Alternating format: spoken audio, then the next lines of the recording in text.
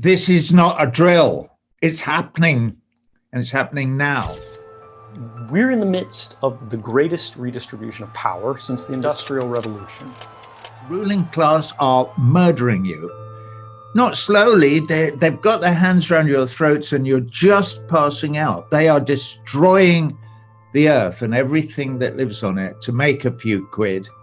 That somehow this is America and then just across the field is Canada, and that you have to have all kinds of papers and pictures and stamps and passports and, you know, I mean, when you think about it, it's insane. It's insane carving up the world into little patches like that. I've never paid attention to mainstream press and media before, so I've never been aware of people being attacked, you know, and crucified on that level. And I can't help but feel that we've been scapegoated in a way, you know. Why don't we just stop them? Why don't we get tough, take to the streets in millions, say enough is enough? It's an expression of my view, which is that we, human beings, all have a responsibility to stand up in solidarity with one another against authority that is errant, wherever and however and whatever it is and wherever we see it. Errant authority. You know, this is not 60s bull. This is stuff that has to do with the reality of the way the world turns now and the way it works. And we by and large have a very blinkered view of it. You think that still has traction? Absolutely. Is it my imagination? Is it too much to suggest that their leaders over there and our leaders in the West are driven not by trying to achieve peace in our time, but by something else, by something altogether less sublime? Call me a cynic, but it sometimes seems to me that some of them are more attached to power than to peace. You are not still in a democracy. You can buy political power now. That is not democratic. At some point in everybody's life, they have to decide whether or not they believe in the 1948 Universal Declaration of Human Rights in Paris. If you do, either you believe in it or you don't. You can't have it both ways. And so if you do believe it, then you have to stand up for people's human rights all over the world, irrespective of their ethnicity or their religion or their nationality. One would need to persuade the good people of the United States of America that they somehow need to wrest the power that resides with the very, very wealthy back to the rest of you, or the rest of them, in order that you could, for instance, have a mainstream media that reports news from around the world rather than providing 24-hour entertainment in order to sell soap powder, which is, with all due respect, and there's not a great deal of respect you can give to even some of the considered august bodies, some of the broadsheets. You know, the New York Times is now just a mouthpiece for the government, so is the Wall Street Journal. But the people would have to wake, first of all, they would have to wake up, the people, you Americans, would have to wake up to the fact that these newspapers and the rest of the media are not giving you the news. So what, if anything, to do? Well, understand that every day, in many small but central ways, we get to choose. This is something that I actually put in my folder when I came out here today. You have no idea what it is. Nobody does, because it arrived on the internet to me this morning. It's a request for the rights to use my song, Another Brick in the Wall 2, in the making of a film to promote Instagram. I only mention that because this is an insidious, it's the insidious movement of them to take over absolutely everything, you know. So those of us who do have any power, and I do have a little bit, in terms of the control of the publishing of my songs, I do anyway, so I will not be a party to this bullshit. Them. Enough. They've had their time. A new day dawns. and we will not be swaddled in their grime. Breaking details on that whistleblower who leaked top-secret documents about the government surveillance of Americans. But the person responsible for one of the greatest national security leaks in recent American history insisted that his identity be made public after he fled the country for Hong Kong. Snowden has been in Russia now for 3 full days. President Putin defying the U.S., saying the Russians will not turn him over. He damaged the security of the country. No, I don't think Mr. Snowden was a patriot. But this is a little bit of a misunderstanding about why I came forward. I didn't come forward to tell people how to live or what to do.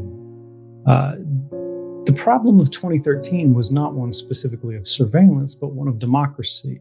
It was the fact that our laws had changed. The operation of our governments had changed around the world, across borders, and it had happened without our knowledge, without our consent.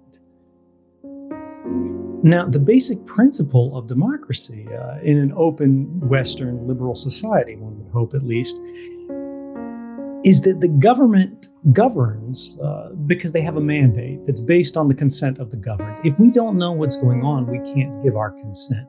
I called for a thorough review of our surveillance operations before Mr. Snowden made these leaks. We're in the midst of the greatest redistribution of power since the Industrial Revolution.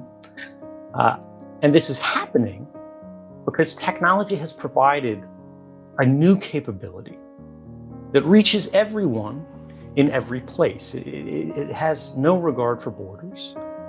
Now, this technology allows these institutions to monitor and record the private activities of people on a scale that's broad enough that we can say it's close to all-powerful. And it's through the use of new platforms and algorithms that are built on and around these capabilities that they're able to shift our behavior. In some cases, they're able to predict our decisions and also nudge them to different outcomes. And they do this by exploiting the human need for belonging. But how many of you who have a Facebook account actually read the terms of service? Right? Like it's not anything to be ashamed of.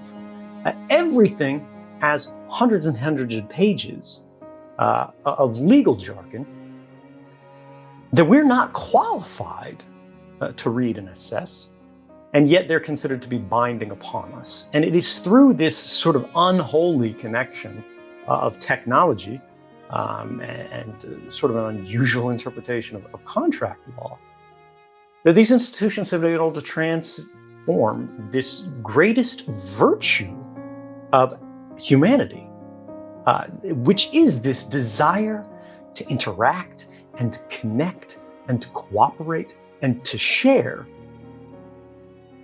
to transform all of that into a weakness. And now these institutions, which are both commercial and governmental, have built upon that, and they have structuralized it and entrenched it to where it has become now the most effective means of social control in the history of our species. Says many authorities feel that the Sunset Strip to be, or has been, one of the prime innovators of the present reaction of youth against the establishment. What is your attitude toward the Strip and its people? It's not actually a thing against the establishment. It's not that at all, because a lot of those kids down there I found out are part of the establishment, It's nothing but, a lot of them are lazy down there. A lot of them are groovy, but the groovy ones don't preach as hard as the lazy ones do. And so therefore it's a big mess. But cleaning it up, running kids away from that is not going to help anything, Because police, the more you send police anywhere, the more trouble you're going to have. Because some people haven't reached the point of thinking, as it were, retaliation is not the right, move, especially in aggression. People don't realize that music has so much to do with what's happening today, And you're not going to stop the music. You might as well just let it stay there and depend on the music to straighten it out. And then give the music some kind of respect as to where it can do these things, If they want to know the truth about it, the best thing to do is listen to the music.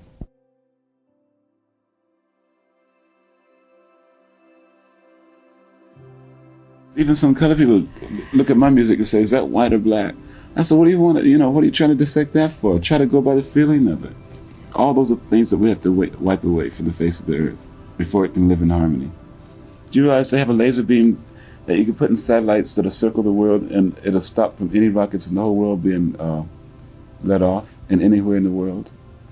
But no, they don't want to hear about these new ideas. They want to hear about the old ones, like spend up all this money and get a big missile system, They also say that of all if they took the money that they spent on defense for 2 years and put it in medical research, that they could cure every possible known disease to man. Well, how come they don't do those things? They choke their own selves. They get so greedy with money that they don't want to give it up, Yeah. That's silly. That's just nothing but a drug just like anything else. Matter of fact, it's one of the worst drugs. They're so block-minded. That's all part of the evolution. See, evolution of the man is changing the brain. So quite naturally you're going to have hang-ups here and there of thought, But still, the whole past is going towards a higher way of thinking, towards a clearer way of thinking. But there are still some hardheads, just like you're talking about, that think this way because they don't give their cells a chance to develop in the brain, or let the souls develop, or the emotions,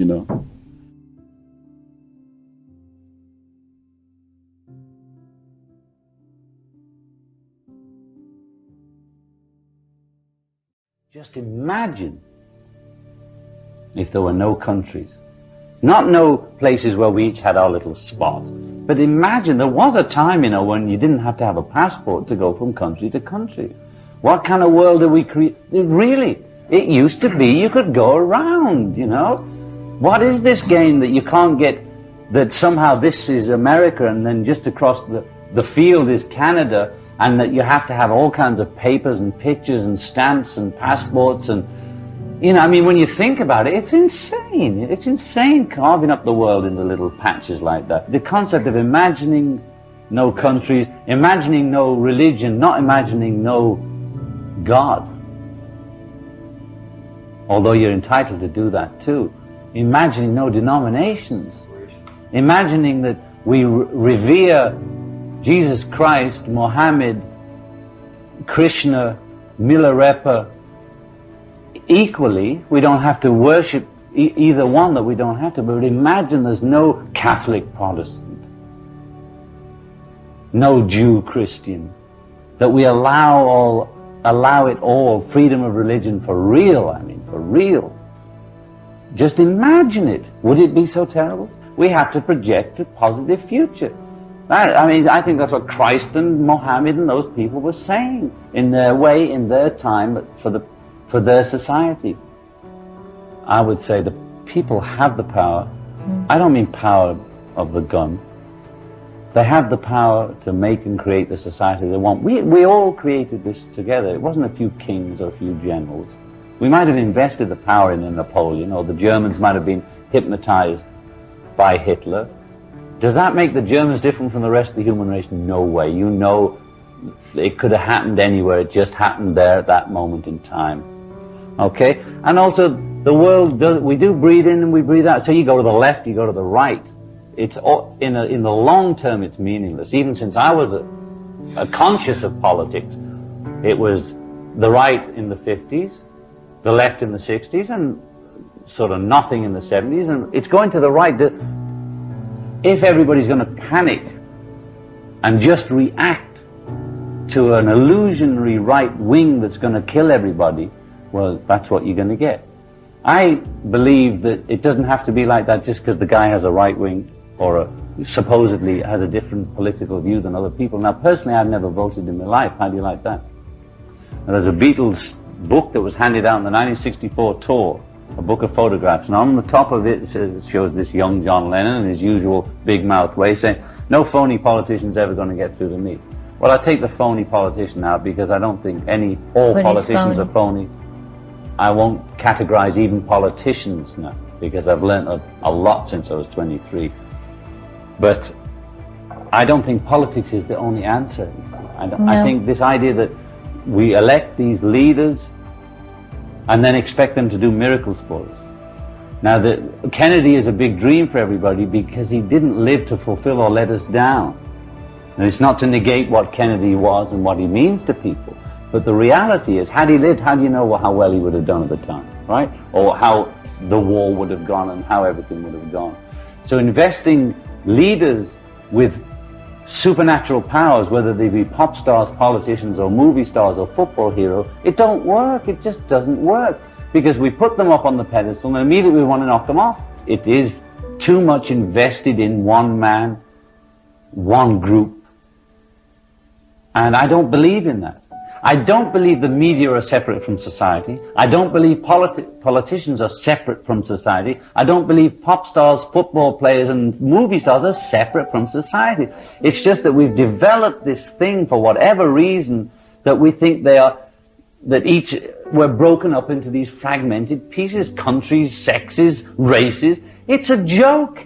It's as Neanderthal as the political system.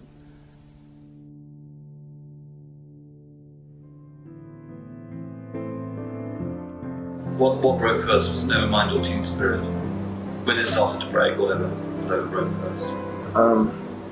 I don't know, because we were on tour in Europe, and it didn't affect me until, probably 3 months after we'd already been famous in America. Was there one moment when you suddenly walked into it or suddenly realized? Yeah, when I got home, a friend of mine made a compilation of all the news stories about our band that was played on MTV and on the local news programs and stuff. It was frightening. It just scared me. And what about the media? Did you find it incredibly disheartening that you'd started this group and you were playing these songs, good songs, and you'd become incredibly successful, and suddenly all this weird stuff started? Oh yeah, it affected me to the point of wanting to break up the band all the time. I've never paid attention to mainstream press and media before, so I've never been aware of people being attacked, and crucified on that level. And I can't help but feel that we've been scapegoated in a way. I feel I have a lot of animosity towards journalists and press in general, but because it's happening to me, of course, I'm probably exaggerating it, but I still can't think of another example of any current band that has had more negative articles written about it. A lot of it's just simple sexism. Courtney is my wife, and people could not accept the fact that I'm in love, and that I could be happy, and because she's such a powerful person and such a threatening person, that every sexist within the industry just joined forces and decided to string us up. I'm not going to let a rock band or a handful of evil journalists to dictate my fucking life. What advice would you give to someone who's just starting out or wants to have a musical career? Just keep practicing and don't give up. Just never give up. Play as often as you can and be really dedicated and try to write good music, and don't worry about the material ethics that go with music. It doesn't matter what you look like or anything. It doesn't matter what your product looks like. It's what it sounds like. You have written a line of poetry which reads, "The spectator is a dying animal." Now, isn't that a bit of a contradiction to what you've said previously? No, it's concerned with that same split between the actor and the audience. To me, there's something incredibly sad about a bunch of human beings sitting down, watching something take place. And just when you think about it, I love movies as much as anyone else, but the spectacle of millions and millions of people sitting in movie theaters and in front of television sets every night, watching a second or third hand reproduction of reality going on when the real world is right there in their living room or right right outside in the street or down the block somewhere. I think it's a tool to somnambulize or hypnotize people into a kind of waking sleep. But I think the major influence in the next decade or so is going to be the people who are able to assemble masses, huge masses of people into one spot, as we've witnessed in pop festivals in the last 2 or 3 years.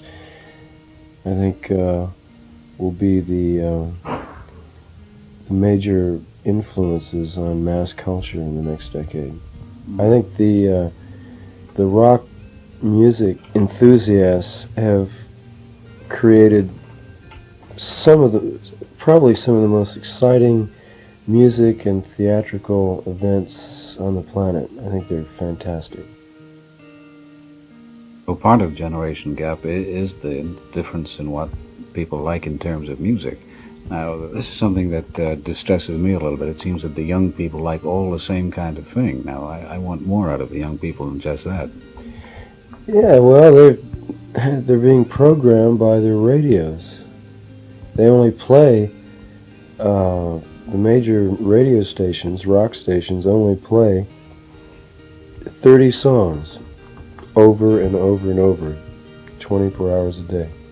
And it's been proven what you hear the most is what you like the most.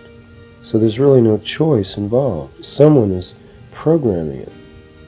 So we are the victims of media. Uh-huh.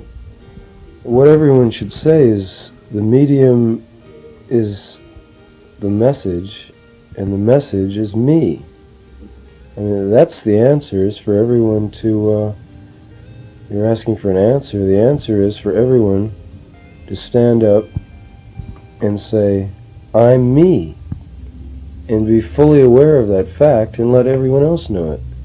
Yeah. That you are yourself, and express it.